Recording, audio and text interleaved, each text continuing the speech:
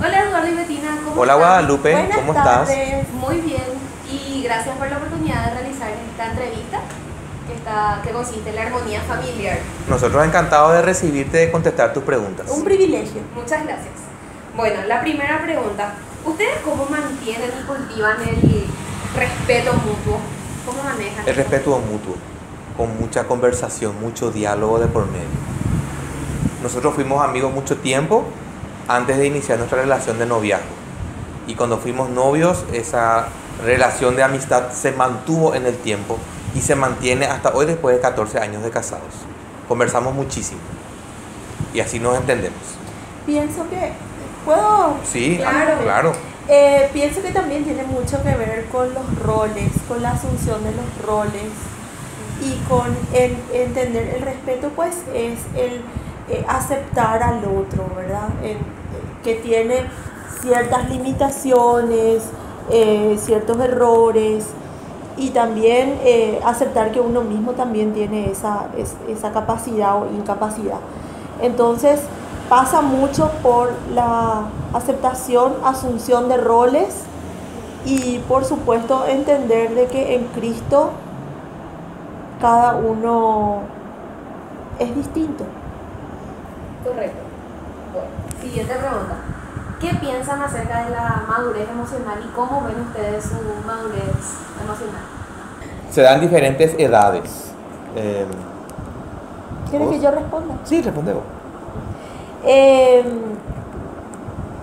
Costó madurar. Vos podés tener 70 años y no Sí. estar maduro todavía. Costó madurar. A nosotros nos costó madurar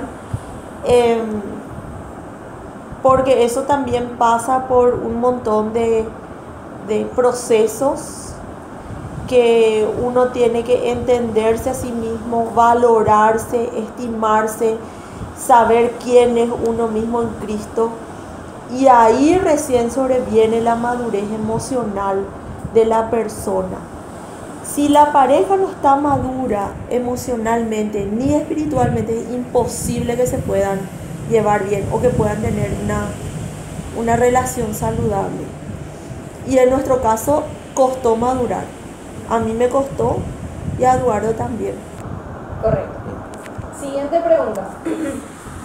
¿Cómo ustedes logran diferenciar la diferencia que hay entre ambos en cuanto al sexo, hombre y mujer, y los roles que ustedes cumplen que son distintos? Los roles se definen a través del tiempo. Muchas veces es difícil decir, bueno, ahora, ¿cuál es mi rol? Ok, tengo una hija, ahora soy papá. Estoy casado, ahora soy esposo. Tengo un consultorio, bien, ahora soy psicólogo, soy consejero. Estoy en la iglesia, bueno, soy pastor.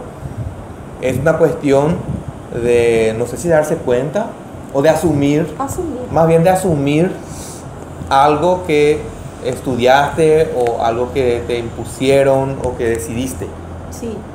En el matrimonio, por ejemplo, a nosotros nos costó también esto y es parte de la madurez, porque uno lleva, qué sé yo, 25, 28, 30 o más años siendo hijo, siendo hermano, siendo amigo, qué sé yo. Después de repente te casás y ahí, pucha, te pusiste el anillo, firmaste el libro, qué sé yo, pasaste toda la fiesta y wow, ahora soy esposa de alguien, ahora soy esposo de alguien. Luego te embarazás, nace el bebé y wow, ahora soy mamá, ahora soy papá. Entonces, esos roles se van definiendo con el tiempo y consiste también en que uno acepte y deje ir los roles anteriores, o no dejar ir porque nunca vas a dejar de ser hijo ni hermano, ¿verdad? Pero sí poner eso en un segundo o tercer plano y asumir lo que es tu rol de mujer, y mi rol de mujer es ser su ayuda idónea. Entonces esta viene a ser la prioridad ahora. Sí. Y su rol de hombre, que vendría a ser el de ser mi proveedor, mi sacerdote, mi líder. Y para eso él tiene que dejar su rol de hijo, de hermano, de amigo a un lado. Y priorizar lo que es Priorizar. el matrimonio. Correcto. Siguiente pregunta. ¿Creen que la comunicación en el matrimonio es importante y cómo es la comunicación entre ambos? La comunicación no solo es importante, sino que es fundamental y es el pie para que todo pueda funcionar correctamente. Si no hay comunicación, como ocurre en el 90, o que me animo a decir 99% de los casos de parejas que recibimos aquí en consultorio, es porque no tienen comunicación, no hay diálogo, no se hablan desde que se conocieron, han tenido su relacionamiento más físico que otra cosa y no han hablado nunca. Nuestra comunicación, así como empecé diciendo, es absolutamente fluida. Nosotros hablamos desde que nos despertamos hasta que nos decimos buenas noches. Todo el tiempo. Y no es solamente hablar, sino que, porque yo puedo estar hablando y él no me escucha, y al revés, ¿verdad? Saber Sino interpretar, saber escuchar. Saber interpretar. A veces yo le estoy hablando a él y le digo, no me estás escuchando, no me estás entendiendo, Eduardo. Y entonces vuelvo otra vez a parafrasear o trato de que él capte el mensaje. Eso tiene que ver también con ser varón. Sí. El no entender y no captar pronto lo que dice una mujer. Es propio del varón, entonces. Así mismo. Bueno, ¿algo más que quieran agregar? No, está bien. Bueno, ahora la siguiente pregunta. ¿Cuál es el acuerdo que ustedes tienen con relación a las finanzas? Las finanzas manejamos, ella lleva la contabilidad, ella se encarga de la administración, como manda la palabra de Dios. Los dos somos proveedores, es decir, trabajamos con la misma cosa. Entonces ponemos el dinero en una bolsa común y nos ponemos de acuerdo en cuanto a los gastos, en cuanto al ahorro. Pero, ¿es así? Sí, pero todas las decisiones grandes siempre toma él. O sea, él propone, él dice, bueno, esto es lo que yo quiero hacer, vamos a ver, que si que vamos a abrir una cuenta, ahora vamos a comprar esto. Ese tipo de los proyectos y eso siempre son de él. Y en mi caso lo único que yo hago es más que nada organizar todo eso en la parte de papel, hacer cálculos y demás, ¿verdad? Pero nosotros también tenemos lo que se llaman los bienes comunes. Hay cristianos que tienen también bienes separados, pero nosotros decidimos hacer de manera común. Y de hecho que ni siquiera no gastamos ni para comprar un yogur sin antes consultarnos. Pero eso es algo reabierto en la familia. Voy a ser un poquito más específica. Tenemos, por ejemplo, tenemos una caja física, una caja de cartón, en donde los tres en la familia, esa caja está abierta y los tres ponen ahí todo lo que gastan, con el nombre, la fecha, el monto. Y entonces, bueno, Eduardo gastó el 15 de noviembre 15.000 guaraníes en pan. Se pone todito ahí. Luego, a fin de mes, se calcula cuánto gastamos. Y se sabe quién gastó más, en qué se gastó más, por dónde hay una fuga. Entonces, eso es algo abierto. Y hay también un cuaderno que tenemos de finanzas familiares que está abierto. Es para él, para mí, para mi hija. Y ahí está totalmente anotado, todo organizado. También hacemos los proyectos en familia. Nunca es unilateral, ni solamente yo, ni nada. Sino que los tres, por ejemplo, decimos, bueno, ¿qué les parece si viajamos? Y ahí hacemos los cálculos y decimos, bueno, sí, nos da para esto, nos da para irnos aquí, allá. Tanto es lo que vamos a llevar. Nuestra hija sabe, y ella, por ejemplo, ya sabe perfectamente. Si ella quiere comprarse un juguete, una cosa, ella sabe que este es el presupuesto y no puede pedir más de eso. Bueno, la siguiente pregunta. ¿Cómo fue y cómo es, en el caso de que haya un posible o una posible siguiente hija, la planificación de la familia y la unión para criar a los hijos? La verdad que no hay planificación para tener otro hijo u otra hija. En este Ahora caso. mismo, en este caso no hay. No es nuestro interés tener otro hijo ahora. Estamos felices con lo que el Señor nos regaló. Pero si viene, va a venir a su casa. Entonces, ¿me pueden contar un poquito de cómo fue la planificación que ustedes en principio tuvieron? O sea, se casaron. Esperamos un año para pensar en tener una nena. O sea, eso fue lo que le habíamos pedido al Señor. Yo le pedí una nena. Entonces, esa fue la planificación que ustedes tuvieron. Él propuso. Yo propuse, yo estaba con mucho ella miedo. tenía mucho miedo, bueno, por ese entonces ella padecía de hipocondriasis, que es un trastorno de miedo a las enfermedades, trastorno de pánico también, y ella no tenía confianza, yo tenía mucha fe. Fueron tiempos difíciles, la verdad que nosotros no podemos ser ejemplo en cuanto a planificación familiar, porque en ese entonces no podíamos todavía, porque no teníamos ni siquiera una profesión estable como hoy. Pero el Señor fue fiel y nos ayudó, pero eso no hay que hacer. Hay que planificar de una forma correcta, habiéndose preparado previamente, teniendo un trabajo estable, teniendo sueldo estable, ahorros, comprar los muebles, muchas otras cosas.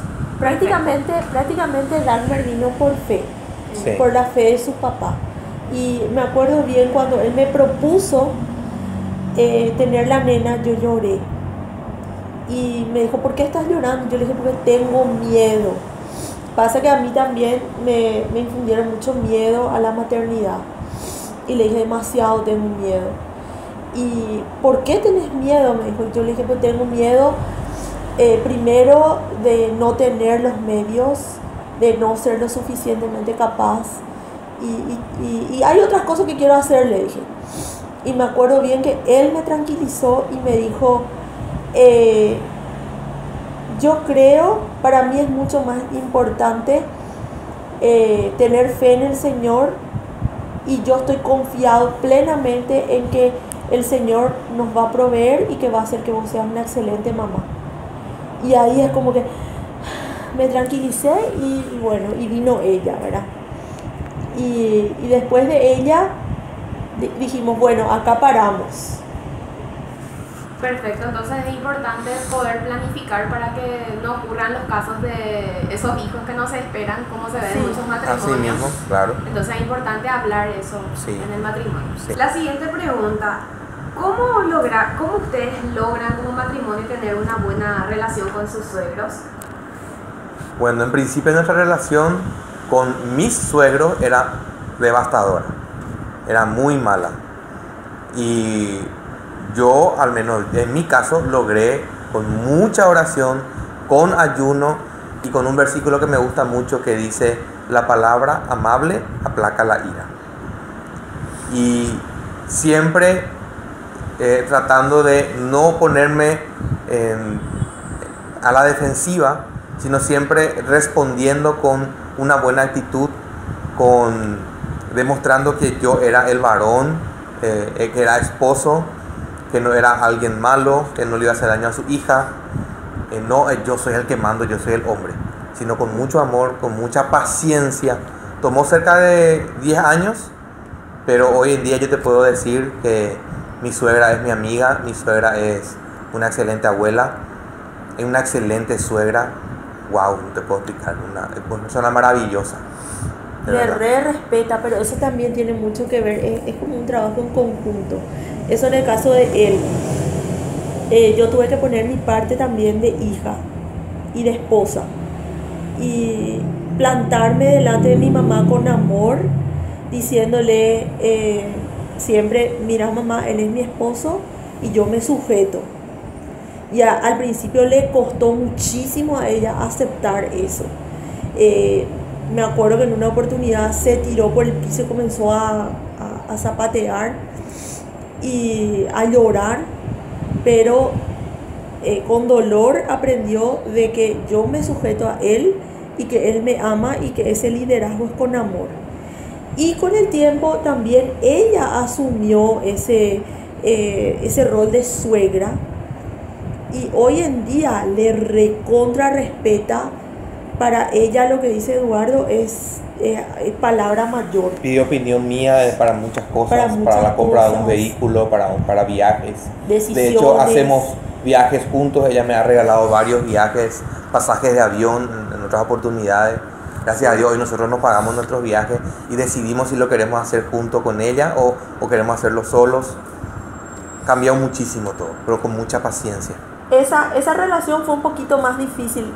Respecto de mis suegros son un amor, ¿verdad? Mi suegra es una persona demasiado accesible.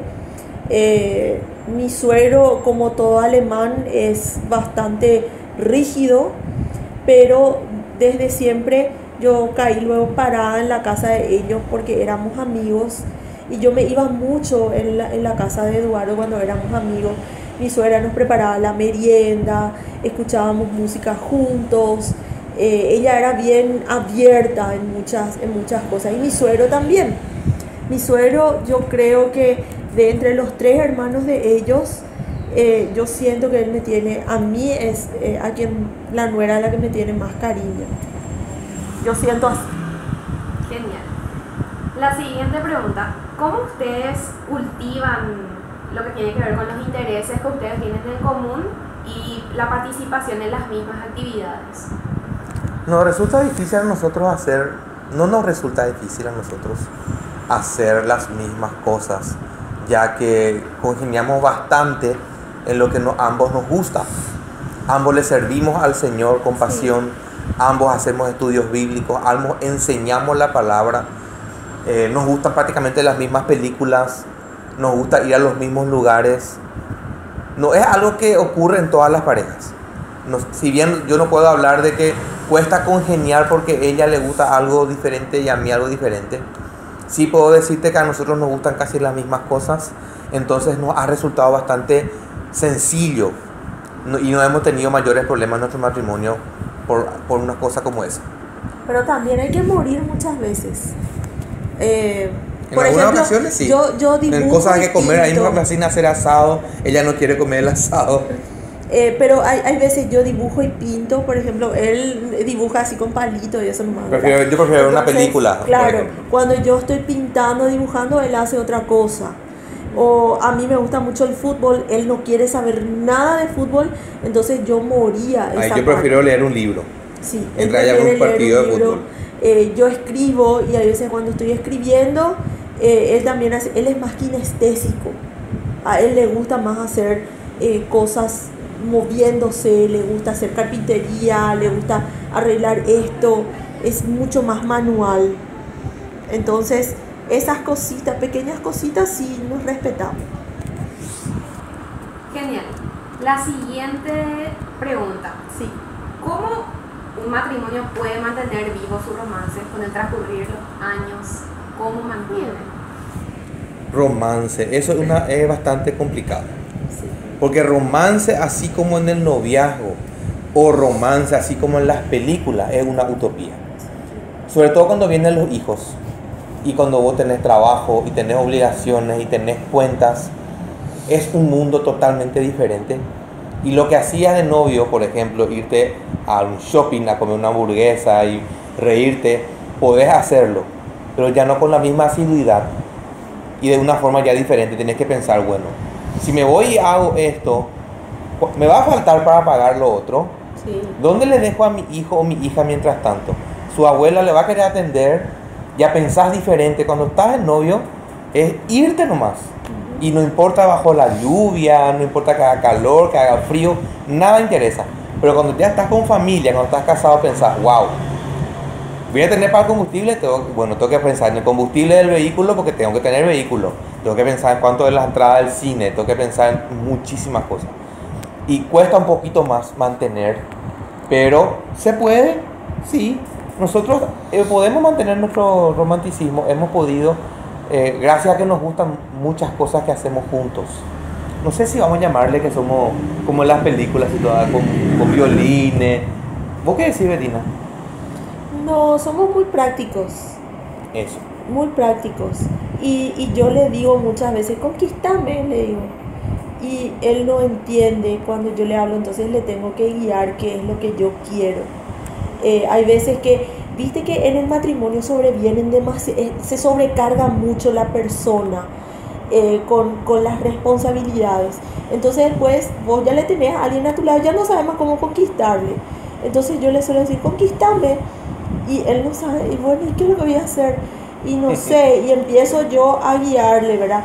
Le digo, ¿sabes que a mí me gustan mucho los girasoles?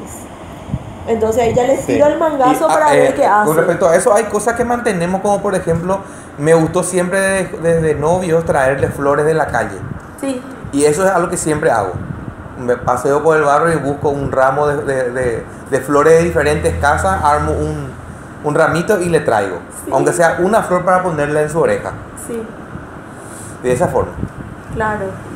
Y también, obviamente, de su lado es diferente porque él es más pasional. Entonces el romance es más físico con él. Ay, nos compramos anillos. Nos compramos anillos. Ah, sí. Tenemos como 9 anillos. 11 anillos de matrimonio. Sí. Cada que podemos nos compramos de oro, de plata, de acero quirúrgico. Sí. Lo que tenemos ahora son de acero quirúrgico, que nos compramos hace una semana. Sí. ¿Y cómo hacen algo? Y cambiamos todo el tiempo. Sí, por ejemplo, nos vamos, nos compramos y después, qué sé yo, una cena y nos ponemos de vuelta.